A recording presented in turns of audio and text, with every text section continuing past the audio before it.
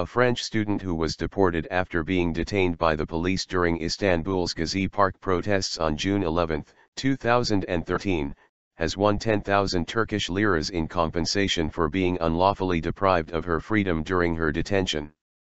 Istanbul's 7th Administrative Court ruled that the Turkish Interior Ministry pay 10,000 liras to Elisa Couvert, a student at the Sorbonne University at the time of the Gezi protests, to compensate the unlawful deprivation of her freedom during the time she was kept at the Foreigners Deportation Center.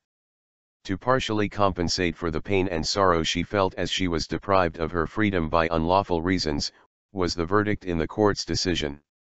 Couvert, who studied at Galatasaray University 3 years ago as part of an Erasmus exchange program, was detained June 11, 2013 while taking refuge in a Socialist Democracy Party (SDP) branch during a police attack on Taksim during the Gezi resistance.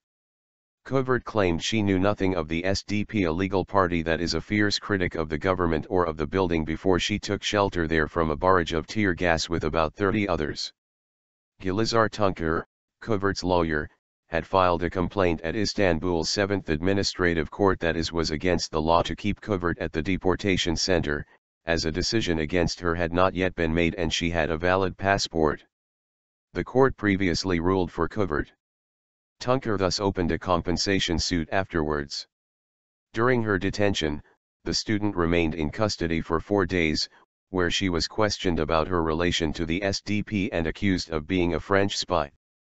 Couvert was also asked to give a detailed account of her life in Turkey, including her thesis on Kurds who learned Kurdish later, and was treated as a terrorist, despite entering the building simply by chance.